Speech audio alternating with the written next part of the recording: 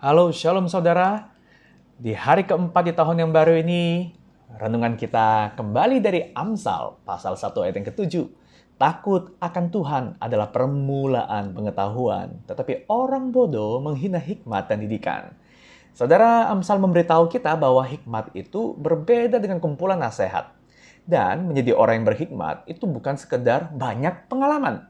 Karena jika demikian, mestinya ya, makin tua, makin banyak pengalaman, mestinya kita makin matang, dewasa, karena tabungan hikmatnya banyak kan?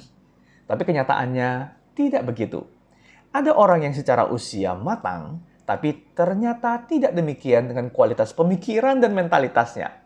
Maka ingin menjadi orang yang berhikmat? Ini petunjuk Amsal. Amsal berkata bahwa elemen penting dan utama untuk membentuk kita menjadi orang yang berhikmat itu ada beberapa. Yang pertama, hari ini yang kita renungkan adalah hikmat itu adalah tentang menjadi. Being. Ya, bukan sekedar doing. Ibarat saudara, kita makan permen yang padat dan keras. Nah, hikmat seperti itu tuh, permen yang padat dan keras. Kalau kita hanya berfokus mau menghabiskan permen itu, maka yang kita lakukan adalah kita bisa paksa, kita gigit itu permennya. Tapi waktu kita gigit, ya permen itu pecah sedikit. Dan kita hanya dapat sedikit pecahan serpihan permen itu. Tapi salah-salah saudara, kalau kita paksa gigit, yang terjadi malah gigi kita rusak dan bahkan kita kesakitan. Saudara, untuk bisa menikmati permen, kita harusnya yang cara yang benar adalah kita mengecap. Kecap permen itu sampai dia lumer. Dan rasa manisnya keluar dan bisa kita nikmati. Demikianlah proses kita menjadi orang berhikmat. Menjadi berhikmat bukan dicapai dengan sekedar mengunyah banyak pengalaman sekaligus. Yang penting banyak, yang penting sudah jalanin. No. Melainkan, menjadi berhikmat itu dicapai dengan kita merenungkan pengalaman, lalu kita bermeditasi. Apa yang Tuhan ajarkan, apa yang Tuhan singkapkan melalui pengalaman itu bagi diriku.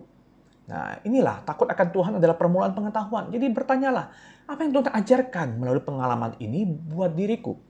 Apa pula yang Tuhan singkapkan mengenai dirinya melalui pengalaman ini? Saudara, hikmat adalah soal hidup sehari-hari. Bukan hanya untuk para pemikir ulung, filosofis, atau yang bisa berpikir dalam-dalam. Saudara, hikmat itu membuat kita mengerti apa yang mesti dilakukan jika anak kita misalnya bertengkar dengan teman sebayanya. Atau ketika tiba-tiba kita kehilangan pekerjaan. Atau ketika ada tuduhan tidak bertanggung jawab atas diri kita. Apa sih yang mesti kita lakukan supaya kita tidak memperkeruh keadaan? Saudara, hikmatlah yang memandu kita meresponi dinamika hidup sehari-hari seperti ini seiring kita bertumbuh dalam pengetahuan dan gambar diri Yesus Kristus Sang Hikmat itu sendiri.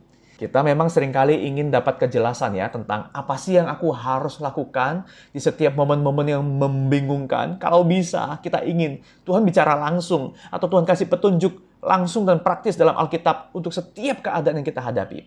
Tapi saudara, Tuhan memanggil kita bukan menjadi orang yang tahu banyak hikmat, tips, and tricks menghadapi hidup.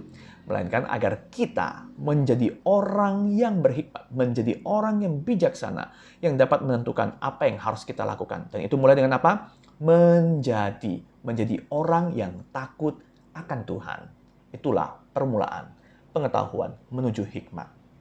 Selamat mengumpulkan bijaksana dan hikmat di dalam Yesus Kristus memasuki tahun yang baru ini.